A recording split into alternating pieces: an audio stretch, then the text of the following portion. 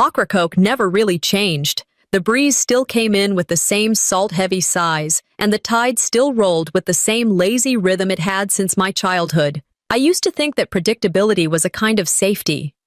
I know better now. I was 37, unmarried, childless, and alone by most people's standards. But I had the Celine Star. That boat wasn't just fiberglass and paint. It was a promise I made to myself the year I stopped waiting on anyone else to build me a life. People in this town had their own ideas about a woman on a boat. "She's either recently widowed or recently crazy," I'd overheard once at the general store. I wasn't either. But owning that boat turned me into both in their eyes, eventually. It had taken me 7 years, 2 waitressing jobs, and more double shifts than I could count to afford her.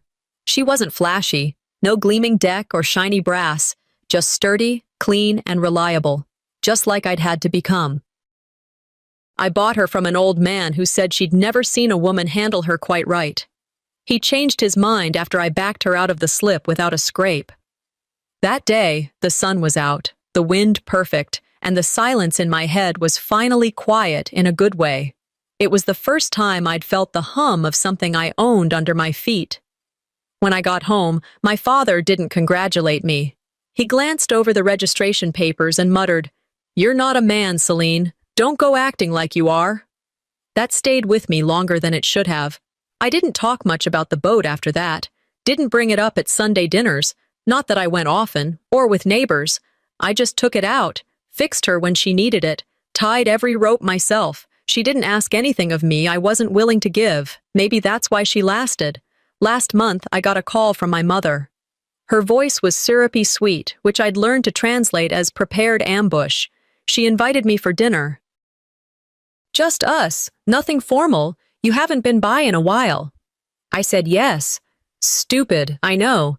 Dinner was meatloaf and awkward silence. Clementine, my older brother, sat across from me like a man on a mission. It wasn't until the plates were cleared that he started in. "So, about the boat." I didn't answer. He continued anyway. "We've been thinking," he said, glancing at our parents. "There's a good opportunity here. We could turn it into a family tour business. Island hopping, fishing charters, nothing big, just a joint venture." My fork scraped my plate. "A joint venture?" "Yeah, just between us. You've already done the legwork. We'd just add the branding. And you'd keep using it, of course, just under the family name." My mother chimed in, eyes too wide.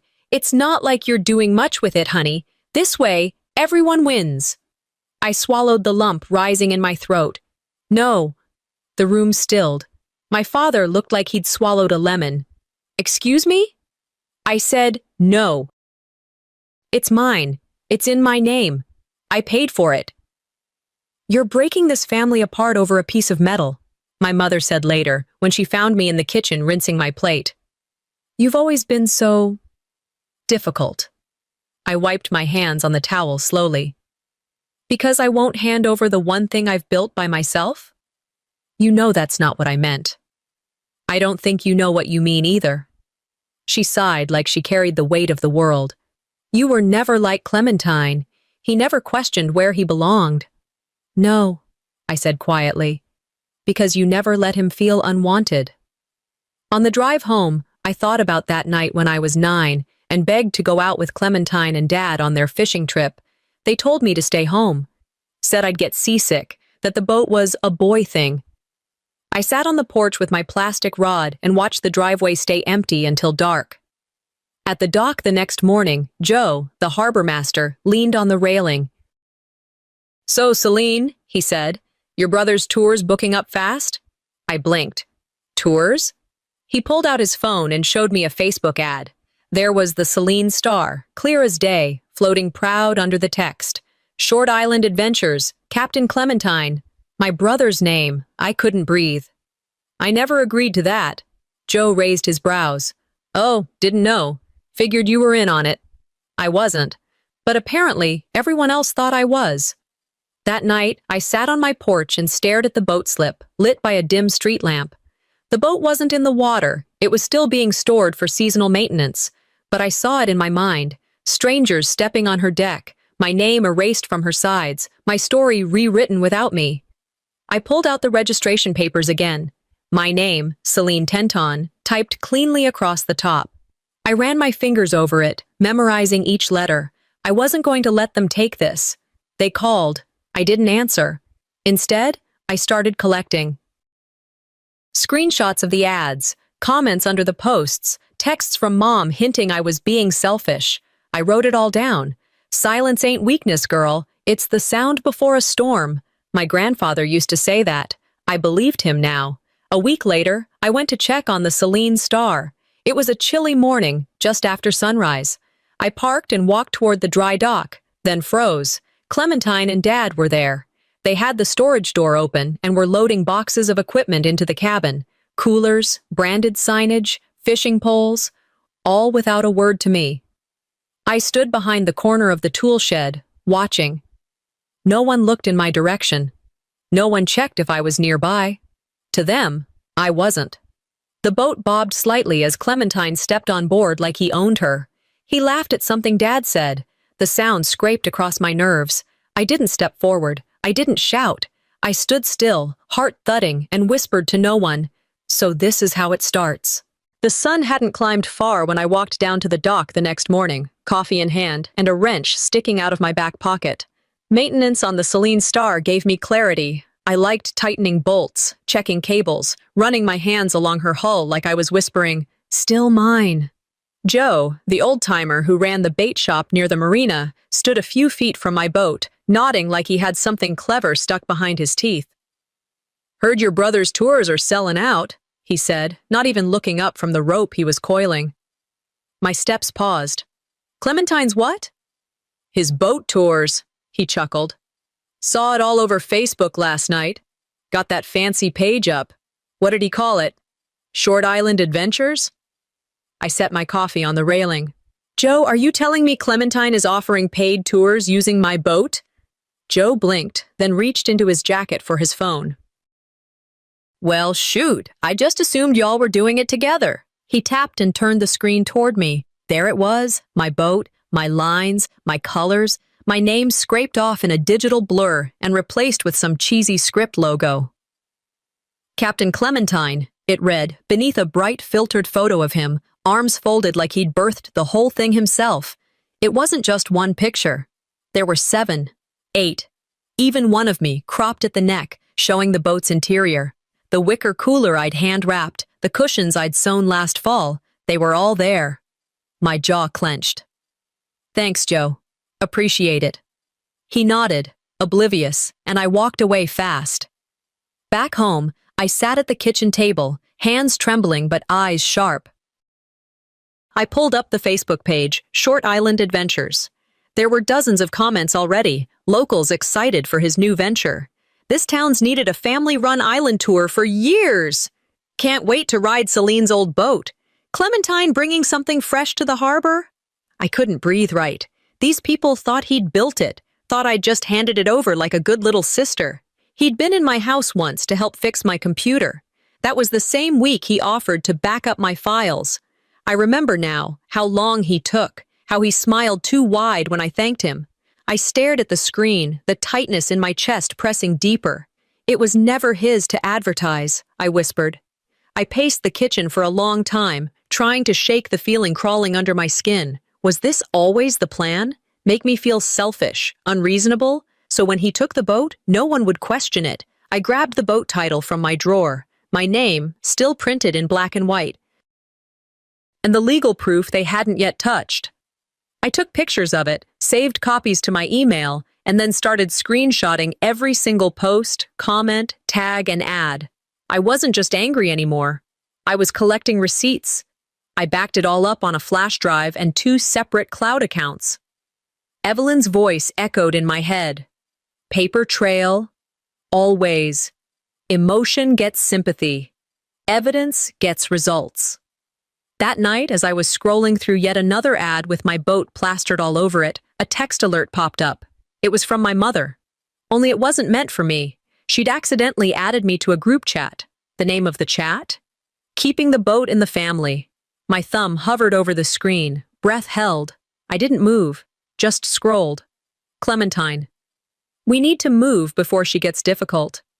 Mom. Make it look like she's agreed. She's emotional, not strategic. Dad, I'll handle the title later. I stared at those words until my vision blurred. Not one of them hesitated. Not one asked, "Is this right?" They were planning around me like I was a faulty appliance, not a person. I took screenshots, all of it.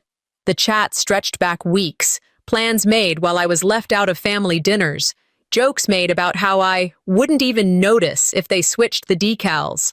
There were messages from an old high school friend of Clementine's, someone in local tourism, offering to connect them with influencers. My mother sent photos she'd pulled from my social media, pictures of me smiling on deck, now repurposed for the narrative.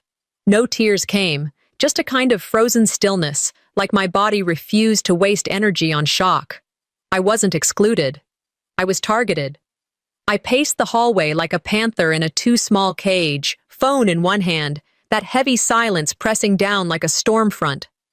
My first instinct was to call, blast them all on speaker, demand explanations, curse them in the way they'd never heard from me. But something deeper said, "Wait, watch." Let them dig deeper. Let them keep thinking I'm quiet. I backed up the entire chat to 3 different places. I even printed a hard copy and placed it inside a folder with a post-it that read, "In case I start doubting myself again." I began drafting a timeline. Not just recent events, everything.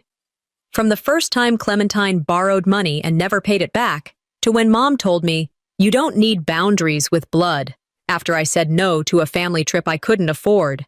It hit me slowly, like water seeping through a crack in the dam.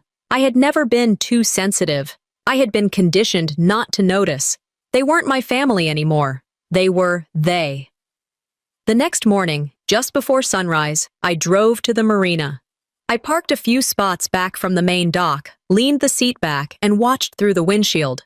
Clementine was on my boat, the Celine Star, wearing a polo embroidered with that cursed logo. A group of tourists boarded behind him, laughing, sipping coffee from branded tumblers. One woman took a selfie and tagged it, "Captain Clem." I hit record on my phone. He walked across my deck like he built it, gave a speech about tides and local history as if he'd ever read a map in his life. The boat swayed, carrying people who had no idea they were standing on theft disguised as charm. I whispered, steady and quiet, "That's the last ride you'll ever steal from me." The drive was meant to clear my head. No destination, just motion. Something about the road makes betrayal easier to breathe through. But I wasn't thinking clearly. My hands gripped the wheel too tightly, and my eyes kept drifting to the passenger seat, half expecting some answer to be sitting there. I didn't realize where I'd ended up until I saw the cracked metal sign. The paint had chipped away, but I still recognized it. The park, the one with the broken swing set and the crooked water fountain that never worked. The one where I was left at 9 years old after an argument I barely remember now. I parked, stepped out, and just stood there. I hadn't been back since. The grass was overgrown, one of the benches had a plank missing, and the old blue slide, still rusted around the edges, leaned a little more to the left than I remembered. I walked slowly, like my legs weren't fully convinced I wanted to do this. Back then, I'd called it punishment. Mom and I had argued. I'd said something smart, apparently, and she told me to wait while she cooled off. She drove off. No time, no explanation. 4 hours, no cell phone, no money, just the slow realization that she wasn't coming back right away, that maybe she wouldn't come back at all. That was the day I learned people didn't always yell when they wanted to hurt you. Sometimes they just left you where they thought you belonged. Now, staring at the empty bench, I felt that same stillness settle into my chest. I sat, closed my eyes, let the memory run its course. They've always known how to make absence feel like a lesson. The more I thought about it, the clearer the pattern became. I wasn't being paranoid. I was remembering. That group chat wasn't an accident. The ad with my boat wasn't a slip-up. None of this was sudden. It had been rehearsed. "When someone vanishes long enough," I whispered, "you stop expecting them to come back." I opened my phone and stared at the screenshots again. I read Clementine's words, my mother's responses, my father's silent agreement. I realized I'd been trained to believe silence meant safety, that if I didn't stir the pot, I'd stay in the room. But the truth was, I'd already been written out of the script. I'd just never read the pages. At home, I pulled out my storage box, the one with old documents, dusty receipts, and every contract I'd ever signed that held an ounce of meaning. I didn't know what I was looking for, only that I had to look. Halfway through the stack, I found a file from my grandfather's estate. I hadn't opened it in years. Inside was a copy of the land deed he'd left to be shared among both grandchildren. But something was off. One line, my name, had been scratched out in black pen. The remaining name, clean and untouched, was Clementine's. I stared at the ink. The handwriting, familiar, steady. It looked like Dad's. No official notarization. Just a copy. But enough to make my stomach twist. I held the paper like it might burn. It didn't feel like theft. It felt like a sentence. This wasn't a misunderstanding. It was an edit. I laid everything out on the floor, labeled each document, set up a timeline. Year the land was reassigned. Year Clementine borrowed that $5,000 I never saw again. When the Facebook ads began. When the group chat thread started. When the boat name was filed at the harbor office. The deeper I dug, the more dots I connected. I saw the invisible hands pulling strings around me, writing a version of my life I hadn't agreed to star in. I scribbled a quote on the back of an envelope and taped it above my kitchen sink. No one can make you feel inferior without your consent. Eleanor Roosevelt. I read it twice, then added underneath, I revoke my consent. One night, years ago, there was a dinner. Clementine's birthday. I wasn't invited. Said it was a last-minute thing. Mom swore it was an oversight. Don't be dramatic, Celine. It's just dinner. That night, I scrolled through Facebook and saw them all. Candles lit. My seat empty. The caption said, family is who shows up. That line stuck like glass behind my ribs. They weren't forgetting me. They were phasing me out. Like an old chair too squeaky to keep. I used to believe the boat was just a boat. But now I saw it for what it really was. A boundary. The first time I said no, I'd spent years saying yes, lending money, skipping plans, covering shifts, keeping quiet when they used guilt like a leash. But the boat, that was mine.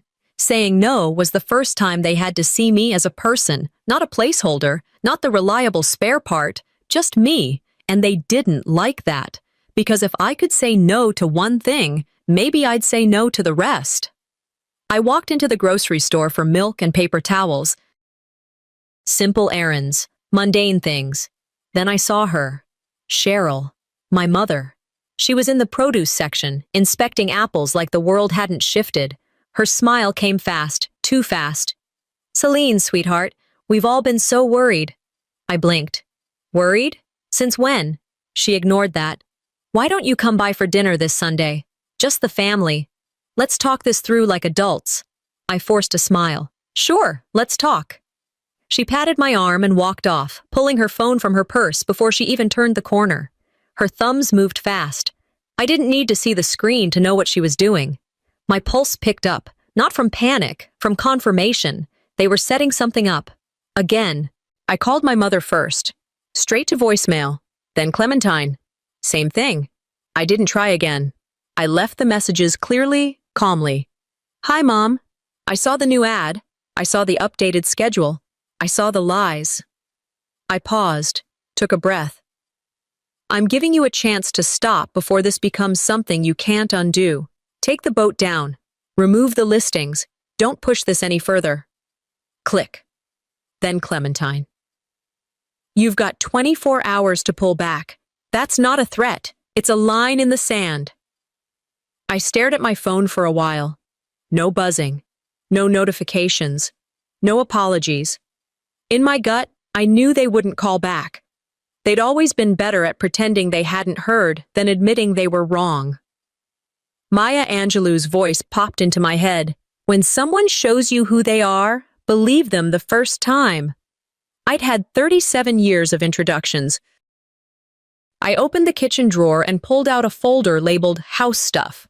That's where I'd shoved the old receipts and notes no one ever looks at, until they have to. There it was. The envelope with the name Clementine scribbled on the back. I opened it and stared at the check carbon. 5 years ago, I'd written him a personal check for $3,000. Temporary, he'd said. His car had broken down, and I, like an idiot, had just canceled a weekend trip to Asheville to cover it. He never paid me back. I'd asked once, about a month after, and he laughed. "Come on, Celine. You know I'll get you back when I can. That's what family's for, right?" Mom had said the same thing when I brought it up at dinner later. "Honey, it's not about the money. It's about love. He needed help. You were in a position to give it." And I'd swallowed it, like I always did. Love to them meant convenience. Every time I gave, it was praised. Every time I hesitated, I was called cold. Now that I was saying no loudly, they were treating it like an act of violence. I stood by the sink and stared out the window. The marina glimmered faintly in the distance. My boat, sitting in silence, waiting for a storm no one else saw coming. I remember being 24 when they tried to marry me off. His name was Mason. My mother adored him. "He's a good provider," she'd said, clasping her hands like it was the end of some movie where I ride off in a minivan and settle down 2 blocks from her house. But I didn't love Mason. Hell, I didn't even like him. He was the kind of man who called every woman ma'am, but couldn't name a single book written by one. When I broke off the engagement, it wasn't a scandal. It was treason. "You just threw away the best thing that ever happened to you," Dad had muttered, not even looking up from his paper. For years after that, I was the selfish one. The difficult daughter. The stubborn girl who'd rather eat alone than swallow expectations. Now I could see it clearly. They didn't want me to be safe. They wanted me to be obedient. I pulled out my old journal, shoved in the back of the hall closet. Dust coated the cover like a dare. I flipped through pages I barely remembered writing until I found it. Folded, creased, still sealed. The letter I never sent. It was dated 2 weeks after I'd broken off the engagement. I opened it slowly. "Mom, Dad, I know you think I ruined something good, but you don't know what it felt like to pretend I was happy just to make you proud. I'm not your mirror. I don't exist to reflect your expectations. I exist to build my own life." I read it to the end, heart steady, breath strong. I copied that last line onto a sticky note and placed it on my desk. Then I opened a blank Word document and started typing. "To whom it may concern, this letter serves as an official cease and desist notification. I stated it clearly. I was the sole legal owner of the Celine Star. Any usage of the vessel, promotional or operational, without my explicit consent, would be met with legal consequences. No drama, no pleas, just the facts. I emailed it to Clementine, CC'd both my parents. Then I printed 2 copies. One I filed with Evelyn. The other, I drove over to Clementine's and dropped into his mailbox, recording myself doing it with a time-stamped video. On the envelope, I wrote, "This is not a threat. It's a boundary." And underneath, "I owe you love. I don't owe you silence." 3 days passed. No reply, but the posts kept coming. Clementine uploaded a new video of a group boarding the Celine Star, laughing, posing, calling him Captain Clem. Then Mom posted on her Facebook wall, "A daughter who forgets where she came from will never know where she's going." I didn't flinch. Just screenshotted it and dropped it in my folder. They were waging war in whispers, smiles and scripture, pity and innuendo. "So this is what it looks like," I murmured. "Not knives, narratives." That afternoon, I went to see Evelyn. Her office hadn't changed.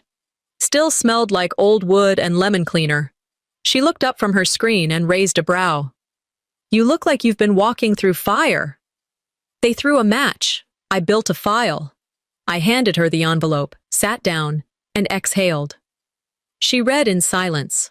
Then, "You're not crazy, Celine. You're cornered, and corners breed fighters." She tapped her pen against the desk. "If they don't back off, we file." I nodded. No tears. No shaking. "Let them laugh," I said. "Let them think I'm being dramatic." I stood, smoothed my jacket. "Let them?" Cheryl called me on Thursday morning. Her voice was warm, careful, like she'd practiced it in front of a mirror. "Celine, honey, we were thinking of doing something nice this Saturday. Just us. A little outing on the boat, like old times." My hand tightened around the phone. "On my boat?" She laughed too fast. Don't start. I just meant we could all use a little air. Reset, you know? I didn't answer right away. Please come, she added. We'll bring sandwiches, no expectations, just some time together, like we used to. I said yes. Then called Evelyn. Record everything, she said. Charge your phone, pack backup, trust your gut. So I did. I packed quietly, deliberately. Portable charger, a copy of the boat's registration, a backup cell phone Evelyn had lent me months ago. I didn't know what was going to happen. I just knew something would. They've never been this nice, I told myself as I zipped up the bag, unless something's about to go wrong. That morning, I pulled into my parents' driveway a few minutes early. The house looked the same, fresh coat of paint, trimmed hedges, still trying to pass for stable. I walked inside without knocking. Back here, sweetie, Mom called from the kitchen. On the way, I passed the hallway. That's when I saw it. A new frame on the wall, gold, polished, centered perfectly between two sconces. Inside was a large photo, maybe 11-14. My family. All of them, standing proudly in front of the Celine star. But not me. I took 2 steps closer. The photo had been doctored. It was clear. The edges around Clementine's shoulder were blurred, like someone had airbrushed space. The light didn't match across faces. My face, my place, had been removed. I stared at it. Cheryl entered with a thermos and saw where my eyes had landed. Oh, that, she said with a laugh. It was just a quick edit. The original lighting was all over the place, nothing intentional. I turned to her slowly. You edited me out. Sweetheart, don't make this into something. I was in that photo. She didn't answer. Just handed me the thermos. Lemon water? I didn't take it. I took a mental photograph instead, of the frame, the placement, the look on her face when she realized I'd noticed. We rode in silence to the marina. Dad drove. Clementine was already there, prepping the boat like he hadn't read the cease and desist I sent him 2 weeks ago. No one brought it up. Let's just enjoy today, Mom said as we boarded. No more tension, okay? Clementine was too cheerful, blasting classic rock from a Bluetooth speaker and handing out cans of soda like he was some kind of party host. Dad barely spoke. His eyes stayed mostly on the horizon. We pushed off and rode for about 30 minutes before docking at a small barrier island just offshore. Picnic time, Clementine announced. We unpacked. Sandwiches, chips, a single thermos of tea, but no water bottles, no bug spray, no gear. No one else brought a phone. Where's the cooler? I asked. Clementine grinned. We won't be long. Just some peace and quiet, like the good old days. My jaw tightened. What good days? Mom laughed. Too light. Don't ruin the mood. I walked the perimeter of the island, pretending to look at shells. I slid my phone out of my back pocket and texted Evelyn my coordinates. If I don't text again by sundown, call the sheriff. The air felt too still.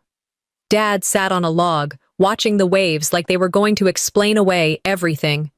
Mom laid out the sandwiches like she was on a cooking show. Clementine kept checking the boat engine every few minutes. And then I noticed my backpack, gone. It had been next to the cooler when we boarded. Now? Nowhere. I scanned the boat. The engine was idling. The ropes coiled neatly. The dock line looked looser than before. I walked back toward the blanket, but the blanket was empty. No one was there. I turned. The boat was pulling away. I blinked, sure I was imagining it. Wait! Clementine stood at the wheel. He waved. Mom stood behind him, looking away. Dad gave a small nod, almost like a farewell.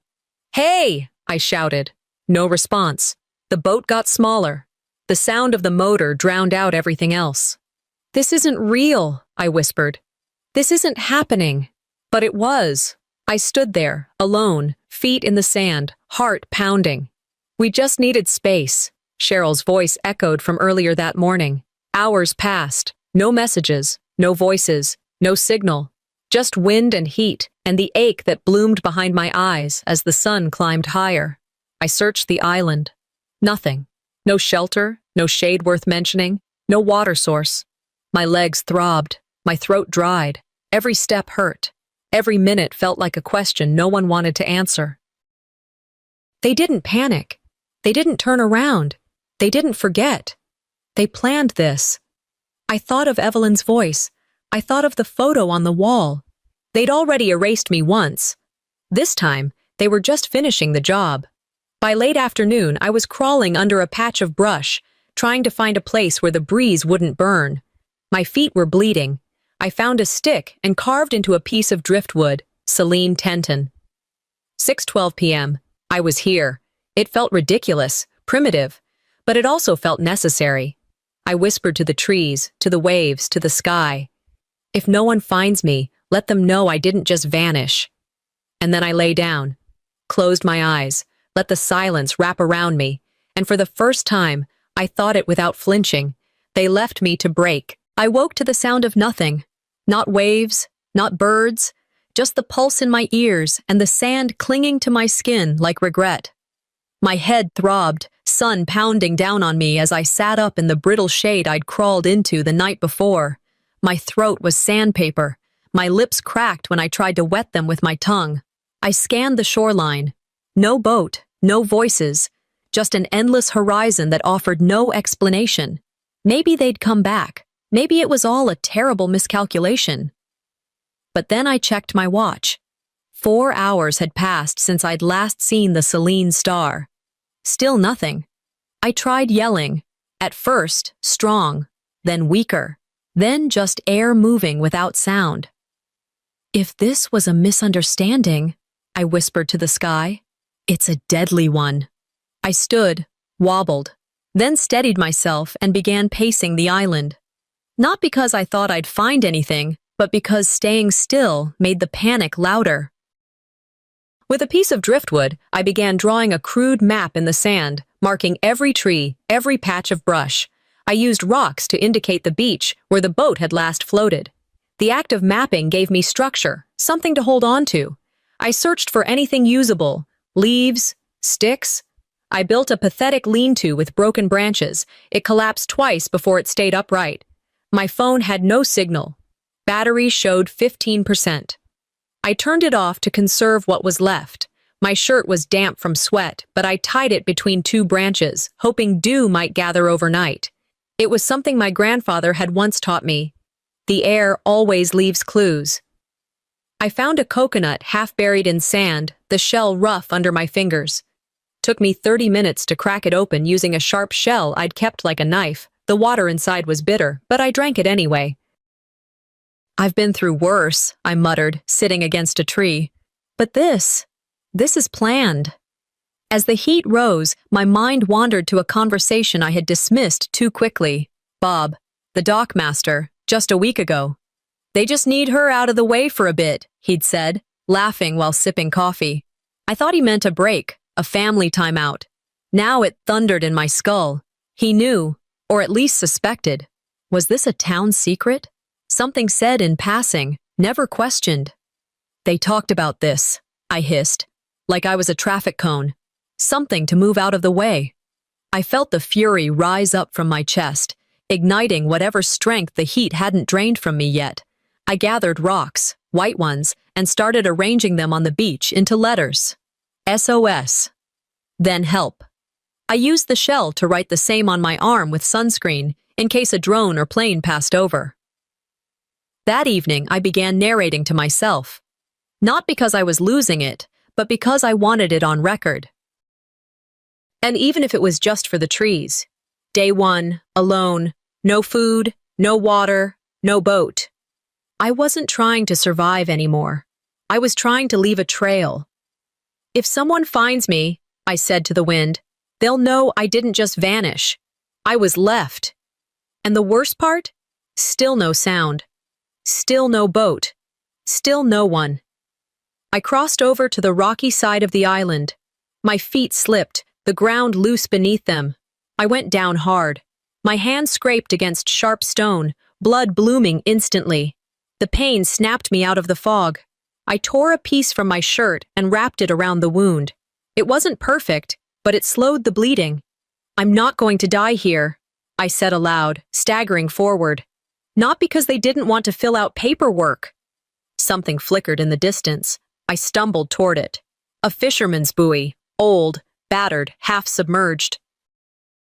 Inside it, a ruined first aid kit, waterlogged but with a few usable supplies, gauze, alcohol pads, a cracked emergency whistle. I laughed, not because it was funny, but because the universe still had a sick sense of humor. I cleaned the wound, wrapped it tighter, and clutched the whistle like it could summon something other than my own voice echoing back. Night fell hard. Mosquitoes arrived like a second betrayal. I crawled under the brush I'd tried to build earlier.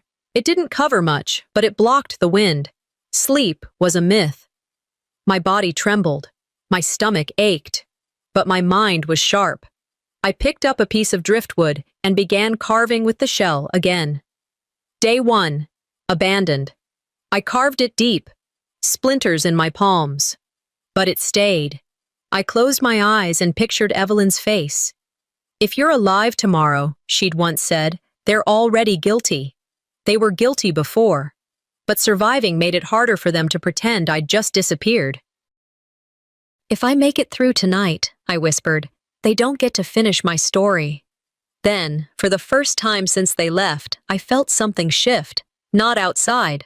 Inside. They left me alone, but I found myself here. I must have dozed off. Or maybe I just stopped counting the minutes, because when I opened my eyes, the moon was high and something was different. A flicker of light across the water. Not fire, not the stars, not my mind playing tricks. A flashlight? I crawled toward it, slow and low, every muscle screaming. The light vanished before I reached the shoreline. Was it real? A hallucination? Then, the sound.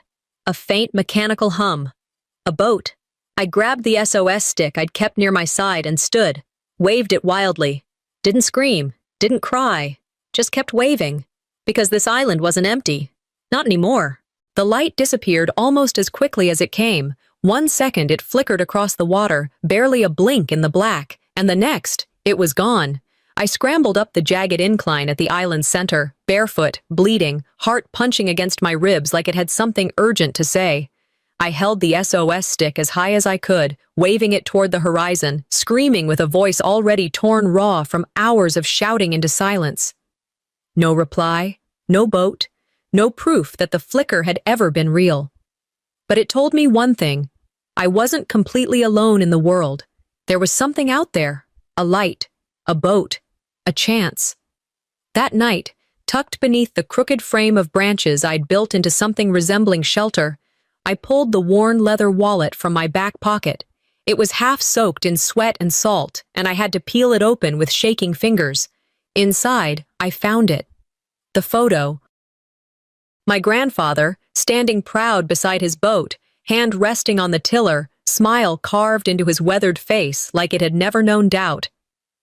I stared at it for a long time, lips pressed to the image. You taught me to steer, even through storms, I whispered. So I'm steering now. The next morning, I circled the island again, this time not as a survivor, but a builder. I needed a vessel, anything to get me off this rock and back to a place where my name still meant something.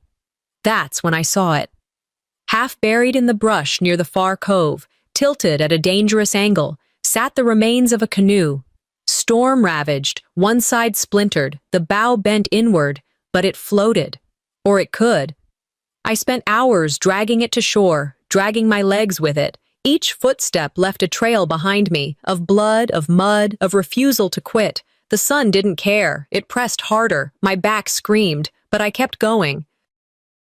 Back at my shelter, I found 2 pieces of driftwood strong enough to act as braces. I used an old belt to tie them together. My shirt, ripped from the night before, became lining. I tied everything down, fastened it as tight as I could. Then, with a shell, I carved into the side of the hull. Last word. If no one's coming for me, I said out loud, then I'll come for myself. I waited until dawn. The tide would be with me. The wind, too, hopefully. Using limbs I'd shaved down into crude paddles, I launched the canoe from the shore with more pain than ceremony. The sea welcomed me with choppy currents and disinterest.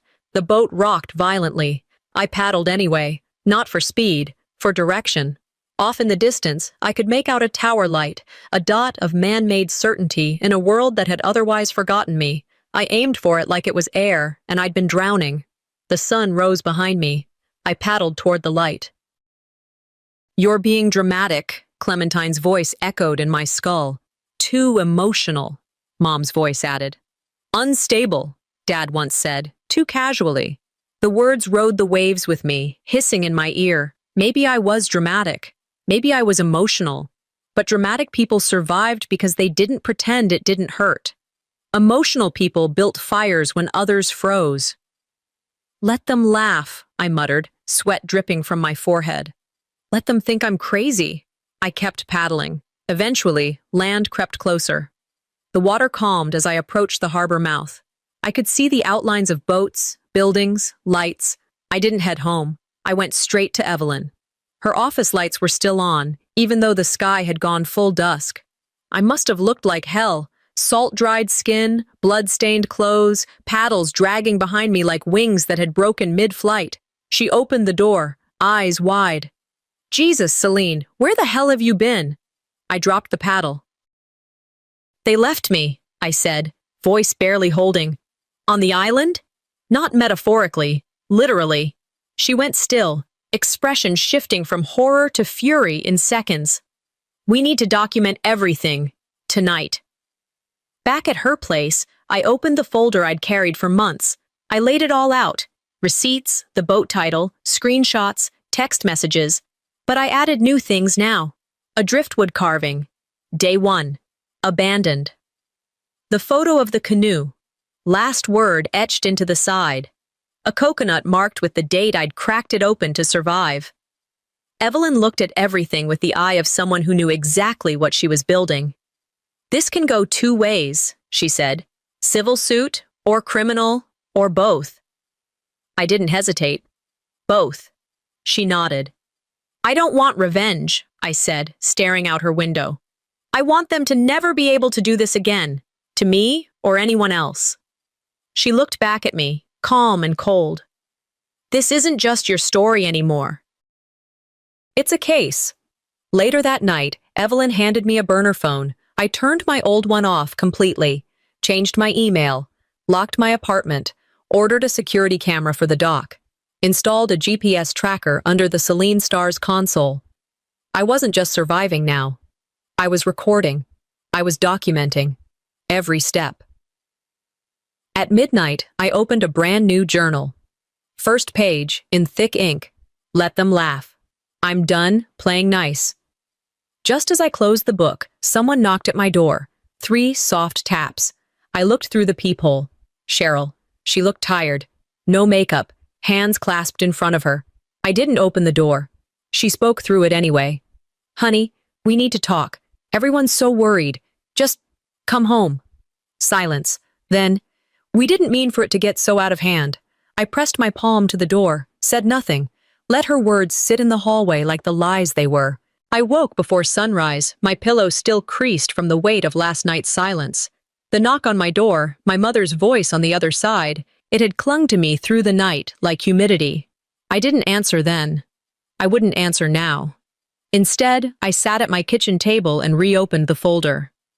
Everything was still inside, meticulously arranged.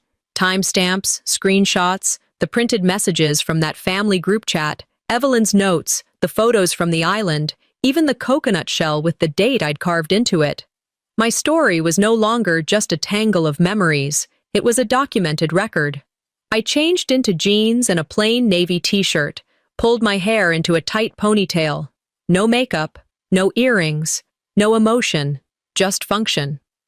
Before leaving, I texted Evelyn, "Going now. I'll call when I'm done." Her reply was immediate. "Do it now, while it's still hot." I drove in silence, hands steady on the wheel. The sheriff's office sat quiet under the early morning light, the flag barely moving in the breeze. I parked and walked in, folder clutched like armor. The receptionist looked up. "Can I help you?" "Yes," I said. "I need to file a report." A few minutes later, I was sitting across from Officer Daniels, young, clean-shaven, skeptical in that polite, rural North Carolina way. "I'm Celine Tenton," I began, placing the folder on the desk between us. "And I need you to listen carefully." He opened the folder and began flipping. I spoke slowly, clearly. I told him everything: the picnic setup, the way they left, the hours on the island, the makeshift shelter, the hunger, the pain, the carvings in driftwood. I slid the photos across the desk, of my injuries, of the rock formation spelling SOS, of the wrecked canoe with last word etched into its side. Then the video I'd recorded when I paddled back. My voice barely above a whisper. "They left me." Daniels didn't speak for a while. He just kept turning pages. His jaw tightened when he read the group chat logs. "Ms. Tenton," he said finally, adjusting his glasses. "This isn't just betrayal. This could be felony endangerment, possibly premeditated." I nodded. "We'll need to escalate this," he added. "Would you be willing to speak to the judge?" I looked him in the eye. "I'm here, aren't I?" A few hours later, I sat before Judge Hastings, a man in his 60s with a courtroom voice that could break stained glass. He reviewed the documents in silence. My hands remained in my lap until I said the words aloud. "They left me because I said no." It came out quieter than I expected. But when I said it, I felt something shift in the room. The judge looked up. His expression didn't change, but something softened in his shoulders. He approved the motion for a temporary restraining order. "We'll notify them today," he said. I stepped outside into the sunlight. The wind hit my face, and for the first time in days, I didn't flinch. In my car, my burner phone buzzed. "Evelyn." "It's done," I told her. "Good," she replied. "Also, Celine, just so you know, the story's spreading. Local press, possibly regional." I didn't blink. Let them talk. I'm not hiding anymore. After we hung up, I sent a text to Peaches. "Celine, what happens when family becomes dangerous?" Her response came fast. "Peaches, it's time they see you." That afternoon, I drove to Clementine's house. Quiet neighborhood, perfect lawn. I didn't knock. Just walked up to the security camera and placed the envelope beneath it. Inside were printed copies of the folder. At the top, "For every lie you built, I've found proof." I turned and walked away without looking back. You don't need to yell to be loud. That evening, I got the message. An invitation, public, of course. A fundraiser dinner, hosted by my parents. Honoring Clementine for resilience in community development. I showed up in my captain's jacket. Camera in hand. They didn't expect me. The hall was full. Town officials, church ladies, local reporters. Clementine stood at the podium, rehearsed smile in place. "Family means sticking together through hardship," he said, "and I'm honored to—" I walked up the aisle. He faltered. I didn't speak, just walked to the stage, opened the folder, placed it in front of him. The room fell silent. I turned, faced the crowd, and said, "You never have to scream when the truth is heavier than the room." Then I walked out. That night, my phone buzzed. Unknown number. Text. "They're panicking. They didn't think you'd fight." I didn't respond. Another buzz. Text. "Thought you should know. More than one person knew what they were planning." A pause. Text. "Ask Michelle." I stared at the screen. Michelle. Of course. The text stared back at me. "Ask Michelle." I sat in my car outside Evelyn's office, the glow of the screen casting a soft hue across my lap. I hadn't thought of Michelle Inman in years. She'd lived 3 houses down from us growing up. Quiet, always at the window. The kind of neighbor who knew everything, but never said a word unless you asked the right question. I texted Evelyn. "Heading to see Michelle. Wish me courage, not luck." She replied, "Take the folder. And remember, you're not asking for permission anymore." I parked at the edge of Michelle's street and walked the rest of the way. It was early evening. Her porch light was already on. The wooden swing creaked as a breeze passed through, and I saw her silhouette behind the screen door before I knocked. "Celine?" she said, opening it gently, like I might be a ghost she wasn't sure was welcome. Hi, Michelle. Can we talk? She blinked, nodded, and motioned toward the porch. Lemonade? I sat. Sure. She returned with 2 glasses and sat across from me, her knees pulled in tight under her dress. I didn't waste time. Did you hear something before the island? Anything real? Michelle looked down at her hands. I did, but I didn't know how to bring it up without causing trouble. What was it? She hesitated, then said quietly, I overheard your mother talking with Clementine in their backyard. I was gardening. They didn't see me. My chest tightened. What did they say?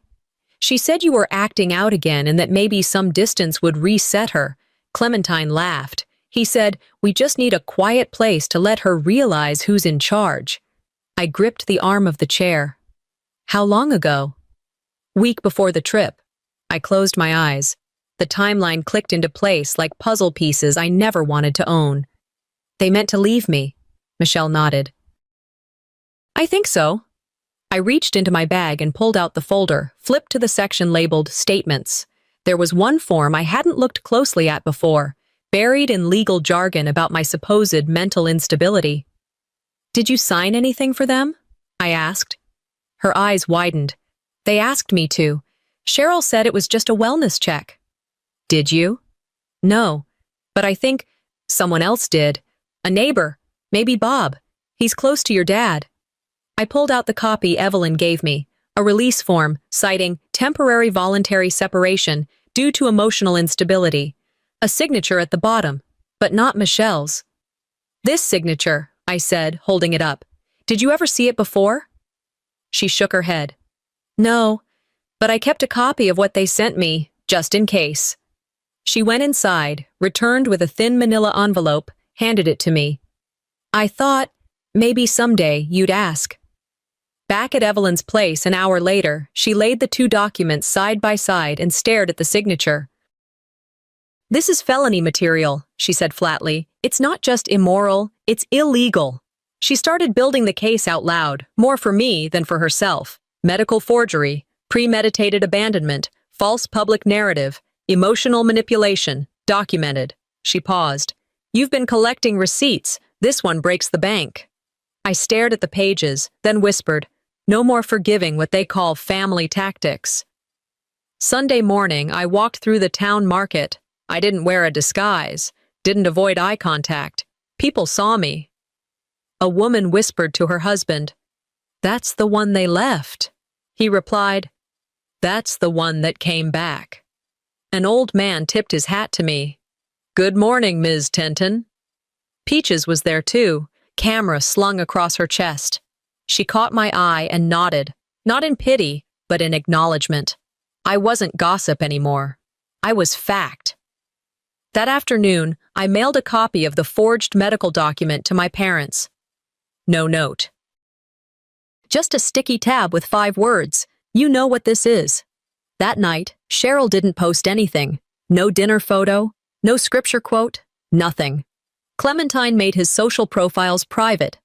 The silence was louder than all the years of noise combined. But I wasn't done. At home, I pulled the photocopy Michelle had given me, held it under the lamp. Something about the way the pen curled in the signature, it tugged at something in my brain. I reached for the birthday card Dad had given me 5 years ago, the one I never threw out. Opened it, studied the way the letters looped, the S in Celine, the angle of the T in Tenton. Same, exactly the same. He signed it. Dad signed the release.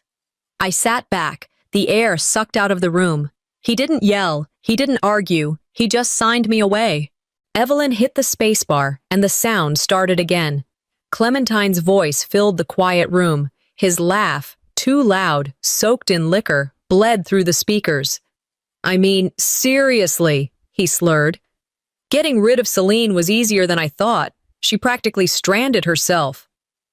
Background laughter. Someone else chimed in. Your folks really backed you up. Of course they did. Dad signed it. Mom just said to make it clean. You know how she is.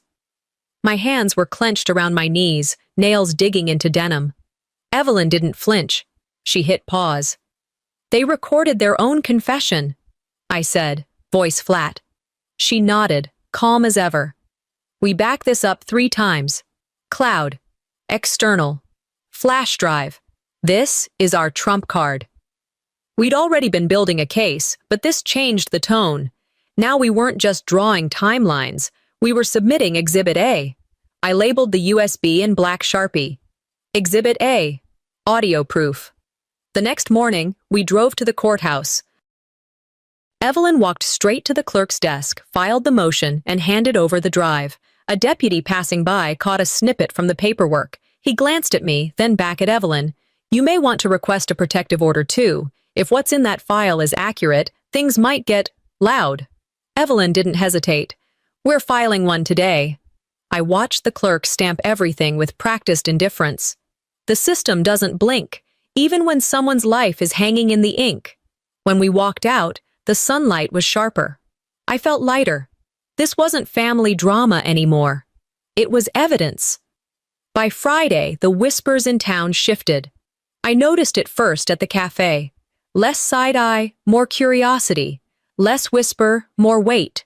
A waitress, Marlene, mid-60s, always wore cherry earrings, refilled my coffee without a word, then leaned in. Some of us always knew, honey. We just didn't say. I nodded. That's the thing about silence. It keeps everyone safe. Until it doesn't.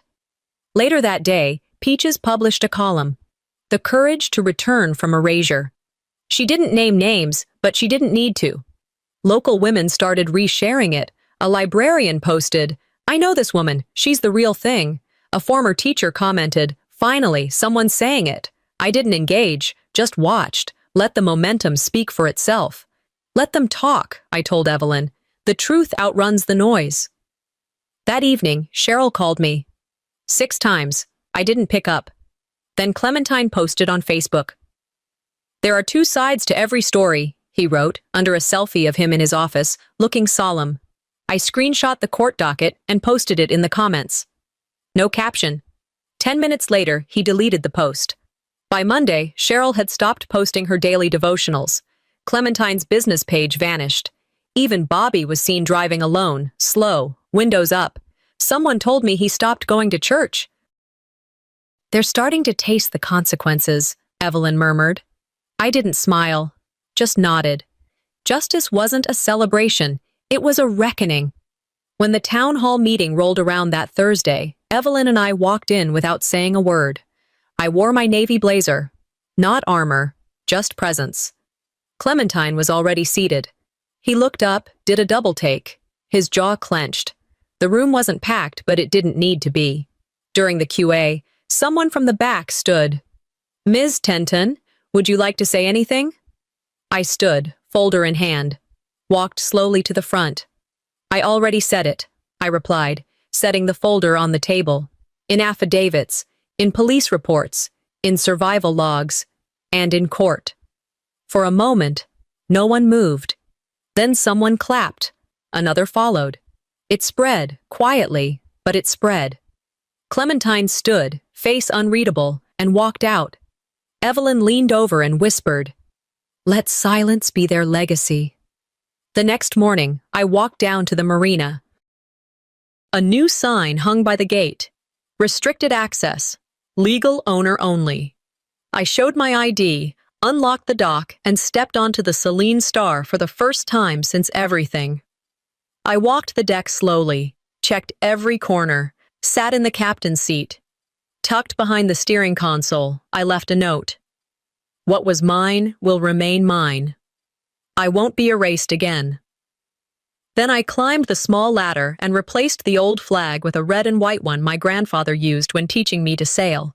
It flapped in the wind like it had been waiting for this moment. That night, after dinner, I checked the mail. A single envelope. No return address. Inside, a folded sheet of paper. In block letters. You think this is over? It's just getting started. No name. No handwriting I recognized. I held the paper for a while. My fingers didn't shake. I looked out the window toward the dark waves. Then so am I whispered. Dawn came soft and salt blue. I stepped onto the Celine Star with a bucket, a brush, and a quiet I'd earned the hard way. I knelt at the bow and started to scrub. Slow circles, soap, then rinse. The deck grew brighter under my hands. My shoulders loosened with each pass. Flashbacks tried to surface. The island, the thirst, the stillness that felt like a verdict. I let them roll through and out, like waves passing under the hull. I wasn't afraid of them anymore. "This boat didn't save me," I said out loud, voice steady. "I saved me." I checked the lines, retied the stern cleat with a clean figure 8, pulled a new length of rope from the locker, cut it neat, replaced the frayed one I'd been tolerating out of habit. I tugged hard, solid. My phone buzzed. Evelyn. "Court calendars posted," she said. "Hearing dates set, faster than I expected." "Good," I said. "The longer truth sits, the heavier it gets." "Are you breathing?" she asked. "I'm cleaning," I said. "Close enough."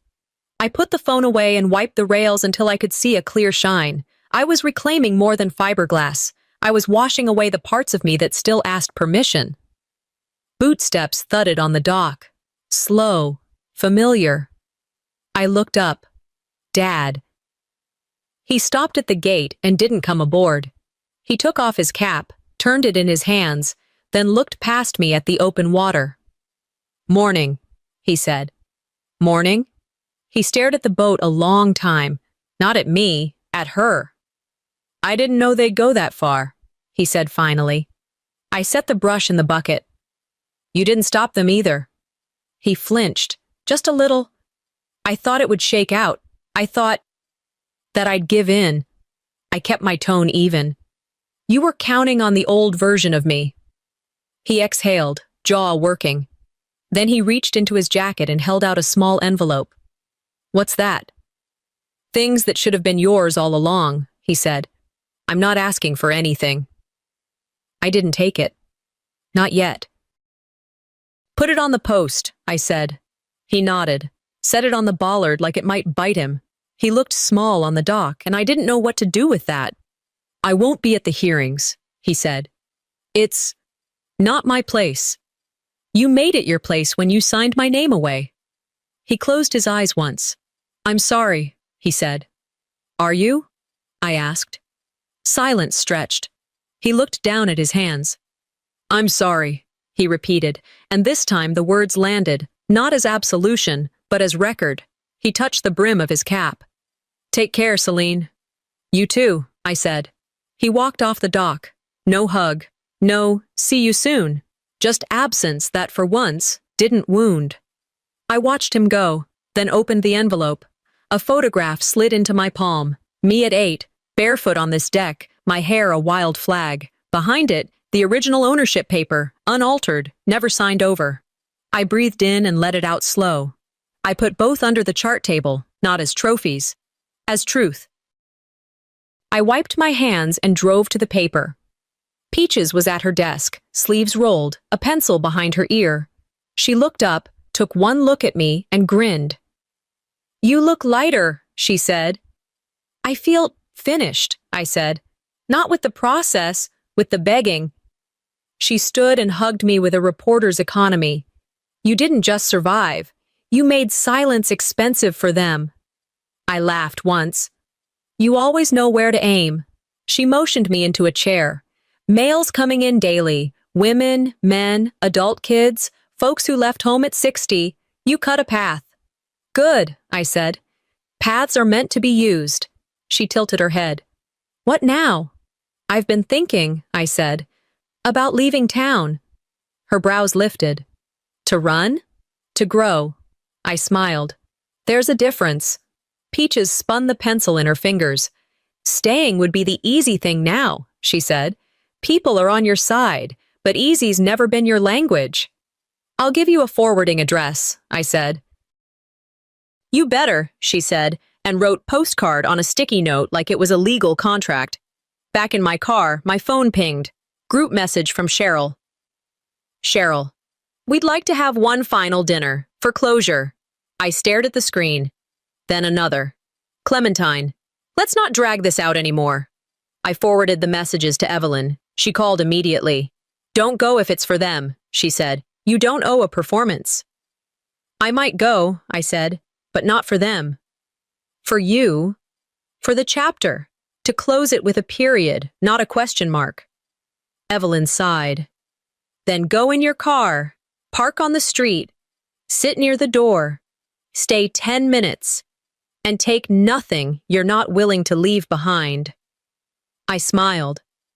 You know me too well. I do, she said, and I want you free when it's over. I texted back to the group. Me. I'll come. I won't stay long. Their house looked the same but smaller. The porch plants were trimmed to perfection. The windows gleamed. Everything was staged. Clementine opened the door. Too smooth. Sis, he said, like we hadn't stood on opposite sides of a docket. Clementine. Mom appeared, smile bright enough to blind. There she is, our brave girl. I'm not here for applause, I said. Of course not, she said, stepping aside. Come in. Dad sat on the edge of the sofa. He lifted a hand. Didn't speak. The table was set precisely. White plates, cloth napkins, silver that caught the light, a roast, potatoes, green beans with almonds, my favorite as a kid. We sat. No grace, just the scrape of forks pretending to be normal. Mom poured water. We thought it would help to remember the good. I took one bite, set the fork down. This isn't closure, I said. Mom's smile tightened. We're trying, Celine. This is rehearsal, I said, for the story you want to tell other people once I'm gone. Clementine leaned back, hands up. No one's acting. Then you'll appreciate the script, I said, and laid a copy of the court notice on the table.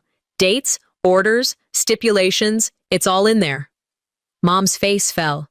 You brought paperwork to dinner? I brought boundaries, I said. On paper. Dad cleared his throat. We know what the court says. Good, I said. Then I don't have to. Silence held for a beat. Mom softened her voice. Can't we at least agree to— No, I said gently. We can't agree to pretend. Clementine rubbed his jaw. So that's it? That's it, I said. I'm not angry anymore. I'm just done.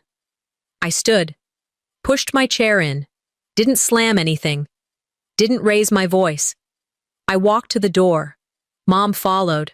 Celine, please. I turned. Mom, listen carefully. I'll heal. You decide what you want to do with that. Her eyes shone. She nodded, just once. I opened the door, stepped into the evening air, and let it close behind me. The click sounded like a lock finding home. At my kitchen table, I pulled the journal I'd carried across deserts and courtrooms. I turned to the last page, wrote, They chose silence. I chose voice. I dated it, closed the cover, set the journal in a drawer and slid it shut. I didn't need it for survival anymore. I needed it for history, and history could wait. I designed a small plaque on my laptop and sent it to the engraver online. Celine Tenton, Captain. When the mock-up came back, I smiled. Not because of the title, because of the period at the end. That night, I sat on the seawall and watched the water work out its arguments with the moon. The wind had no edge. Neither did I. 2 days later, a plain envelope landed in my mailbox. No return address. Familiar stationery. Inside, one line in a hand I knew better than my own. You were right. We just didn't want to admit it. See, no grand confession. No apology that asked for a response. Just a sentence that tried to move back into my house. I held the letter over the kitchen sink. My lighter clicked. The flame licked the paper, curled it inward, turned it to lace and then to ash. Some truths aren't meant to be framed, I said to the smoke. Just lived. I ran the tap, watched the last dark flecks whirl and vanish. My phone buzzed. Peaches. You good? I typed back. Good enough to start again. I stood at the window, looking out at the Celine star as she rocked lightly against her lines. The flag I'd raised swung in a kind breeze. Somewhere out past the inlet, a gull cried, and the sound didn't pull me backward. It pointed forward. Sunrise laid a thin gold path across the marina. I stood on the dock with coffee steaming against the morning chill and the Celine Star rocking lightly beside me. For the first time in months, the water looked like what it was. Water. Not a memory. Not a threat. Evelyn arrived in flats and a windbreaker, hair pulled back, a folder tucked under her arm. She didn't waste words. She handed me the final stack of documents. "Read it," she said. I skimmed, then slowed. Clementine accepted the plea. "Community service, 180 hours," she said, "and a public apology at the courthouse steps." I traced the line with my finger. Cheryl, fines for falsifying records. Evelyn tapped the last page. And Bobby's affidavit. Handwritten. He admits he signed behind your back. I exhaled. Justice isn't flashy. "No," she said. "It's official." We stood there, listening to the flag pop once in the breeze. "You okay?" she asked. "I'm anchored," I said. "Good.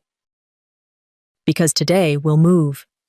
"It already did," I said, and folded the papers back into the folder. By lunch, I was in a small studio 3 blocks from the harbor.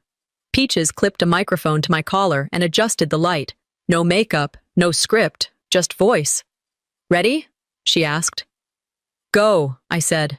She hit record. "Celine, why tell this now?" "Because silence built the road that took me to that island," I said. "They didn't just want my boat, they tried to erase my place in my own life." She nodded. "What saved you?" "I did," I said. "And a few people who believed evidence beats performance." She smiled at that. "Anything you want to say to people listening?" "Yes," I said. "If you think you're overreacting, start documenting. If you think you're alone, tell one honest person. If your family calls that betrayal, ask why truth scares them." We cut. 15 minutes, no edits, no drama. Peaches uploaded the episode that afternoon. By dinner, my inbox filled. A retired teacher. "Your story helped me confront my son's control of my finances." A father in Ohio. "I believed my daughter when others didn't. Thank you for telling the rest of us how to be better." A woman in her 70s. "Your courage gave me permission to leave what was hurting me. I sat at my kitchen table and read until the lines blurred. This had never been just about me. I felt it as clearly as the tide under the hull. Other people were moving too." The next morning, Evelyn met me at the DMV. No drama there either. A woman at the counter checked the order, compared it to the record, and printed the new title on crisp paper. She slid it across the glass like a flag lowered at sunset. "Glad to see it going back to the right hands," she said. "Me too," I said, and meant it. I updated the registration, wrote it plainly. Primary use, private captain advocacy. Evelyn raised a brow. "Advocacy?" "They used my boat to erase me," I said. "I'll use it to help others stay afloat." That afternoon, I drove to the house I grew up in. I parked at the curb and walked to the gate. I didn't ring. I waited. Cheryl opened the door first. She gripped the frame like it might steady her. "Celine," she said. "Mom." We stood in the kind of quiet that used to swallow me whole. It didn't now. "I'm not coming in," I said. "I'm closing a loop." She nodded once, eyes bright. I held out a small cardboard box. Photos, my old key, the last of what I left here. She didn't take it at first. Then she did. Our fingers didn't touch. I added a note on top. "This is everything I used to carry. You can keep it. I'm carrying myself now." Her mouth opened, then closed. She stepped back a fraction. You don't have to," I said. "Not now." Behind her, Dad sat on the porch swing. He didn't speak. He watched the yard like it might say something useful. I met his eyes. He looked down. I turned. Walked away. The gate latch clicked, clean and small. It sounded like a lock sliding into the right notch. Movement wants a place to go. Mine took me 2 blocks down to a storefront with a faded "for lease" sign. The rent wasn't cheap. The view of the harbor made up for it. I signed. Painted the walls myself. White, simple, bright. I hung one photo. Me on the island, arms raised to flag down a boat that might have been real or just hope with a flashlight. On the door, I taped a paper sign, the Driftline Project. Our first workshop filled on a Thursday evening. Folding chairs, a pot of coffee, no icebreaker, no share your story in 3 sentences. I started with tools, safety planning, document templates, a letter format that says no, like a lawyer without suing yet. A woman in the front row lifted her hand. What do we do if our family never apologizes? We stop waiting, I said. We live. She nodded. So did 3 others. One cried without sound. I slid a box of tissues across the table. We kept going. 2 weeks in, I took the Celine Star out alone. The sky was an uncomplicated blue. I tied my grandfather's bandana in my hair, locked the cabin, and eased the throttle forward. The engine purred. The wake trailed like a clean signature. Near the GPS marker that matched the island, I cut the engine and drifted. I took a small river stone from my pocket, wrapped in a copy of the court order, and held it over the side. Here lies everything they did, I said, quiet. Sunk. Not forgotten. But never in control again. I released it. The paper darkened. The bundle dropped. A circle of ripples moved out, then disappeared into the larger pattern. I turned the wheel and headed back. The channel markers lined up green and red like a simple instruction. Keep to your side and proceed. As I docked, I saw her, young, maybe 20, standing at the ramp with a worn folder clutched to her chest. She avoided my eyes until I stepped onto the planks. Miss Tenton? She asked. That's me, I said. She swallowed. I need help. I think my parents are doing to me what yours did to you. I studied her, trembling hands, a bruise half hidden by makeup, a posture that said fight and flight at the same time. What's your name? I asked. Lena. Okay, Lena, I said, and gestured to the boat. Let's talk, but not on land. She hesitated, then nodded. I held her elbow as she stepped aboard. She sat on the bench, hugged the folder to her ribs, and exhaled like she'd been holding her breath for a year. I untied the stern line first, then the bow. The rope laid down soft on the deck. I pushed us off with a palm against the piling and eased the throttle just enough to clear. Lena stared at the water. What if they say I'm overreacting? They will, I said. We write anyway. What if they threaten to take my car? Title check. Copies. 1 at your friend's house. 1 with me. What if they say I'm ungrateful? I met her eyes. You can be grateful for life and still refuse to hand it over. The wind lifted a strand of her hair. She didn't push it back. She let it fly. I angled the bow toward open water. The engine hummed. The town receded a little. My boat, still mine, carried 2 people now, both headed away from something that used to claim ownership. They wanted me quiet, I said, and Lena glanced up. What did you become? She asked. I smiled at the horizon, where the sky made a bright, plain promise. A lighthouse,